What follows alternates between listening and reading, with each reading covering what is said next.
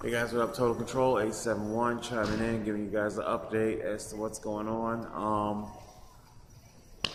I am completely grounded. The Black Rider's back wheel is completely given out. I'll give you more on that later. I have to walk now, and it is extremely difficult. Extremely. I mean, look at me. I'm pouring sweat here, and it's very difficult. You know, I'm out there on the country road. I got. You know, I use like a headlight, you know, and I know a lot of you guys said if you can ride your bike, you can go to work. Doesn't work out like that, I'm afraid, not in reality. I will show you what employers forbid.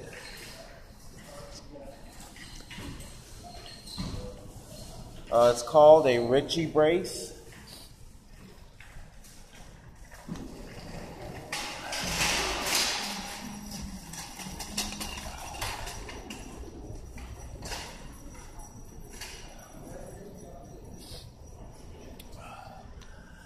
That is not something that you get from, you know, the CVS Ace bandage aisle. That is a custom-made prosthetic made for me and my leg, my foot. It is extremely painful and difficult walking, okay? That was about maybe a 50-minute walk that I just completed. I am completely knackered, just completely over and done. A 50-minute walk. It was completely very painful. The back, just every joint in my body right now is in extreme pain. And that was just 50 minutes. 50 minutes.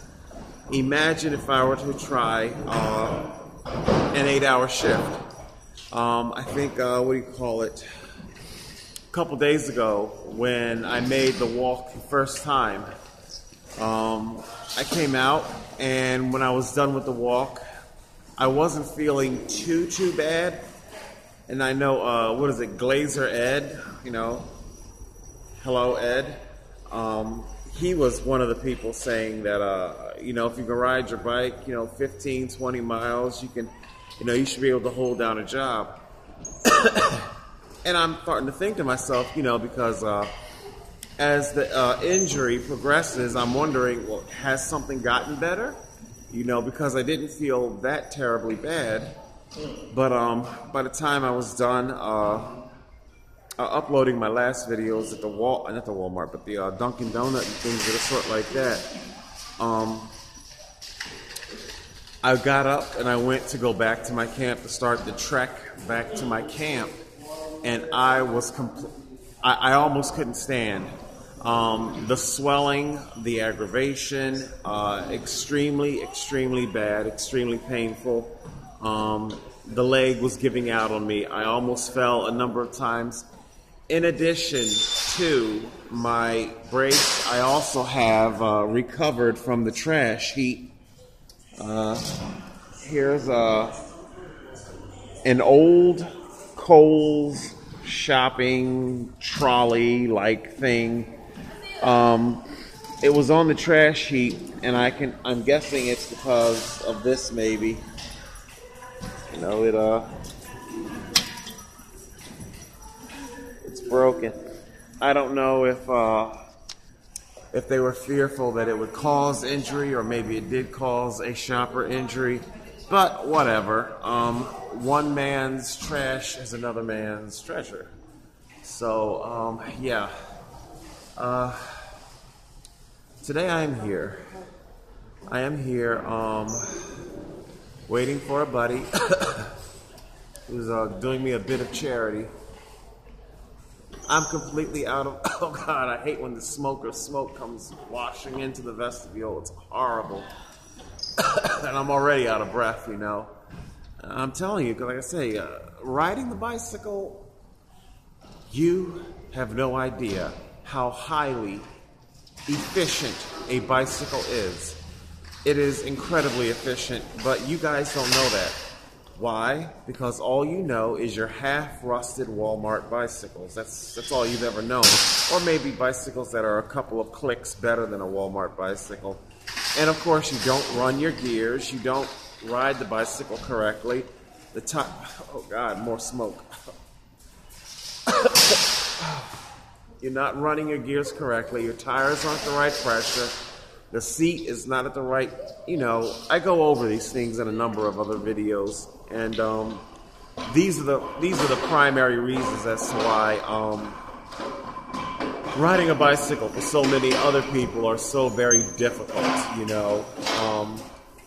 But when you have a proper bicycle that is properly set up, then riding it is extremely energy efficient, like you would not believe, One stroke of the crank and I'm coasting, halfway through this entire complex. I can basically coast on just a couple of cranks, the entire shopping complex here. Anyway, like I was saying, a buddy, he's coming out to meet me, gonna do me a bit of charity because I'm basically stranded in the woods with no food and water, and I still have over a week until my disability comes in. So I have to have food and I have to have water, and he's gonna come out. We're gonna do a little bit of grocery shopping. I'm gonna put my groceries in my shopping trolley here, and I brought with me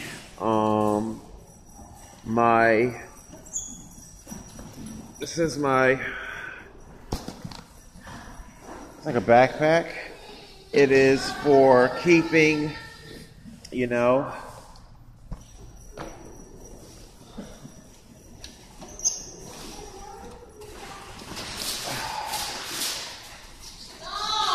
that's where I keep my perishables with a couple of bags of ice. So that's what I'm doing. I'm trying to get some lunch meat, maybe something that can last me a couple of days. I know it won't last me the entire, I got 14, 15 days until I get paid again. I know it won't last me that long, but I can at least ration off of it. And hopefully I'll make it, I'm no stranger to hunger. Might not look it, but I'm no stranger to hunger. It's been about maybe 2 days since I've eaten, I got yesterday's dinner was about 4 slices of the remainder of a loaf of bread. I had about 4 slices left in a loaf of bread. So I had that, and I got a jug of water. So yeah, bread and water. And I've been making that work for the last couple of days. And but yeah, I got my buddies coming out. He's gonna see if he can do me a little solid here. So that's what's going on. So if you don't hear from me for a while, that's why. It's just a very difficult walk. Very, very difficult. You wouldn't, it's just very difficult.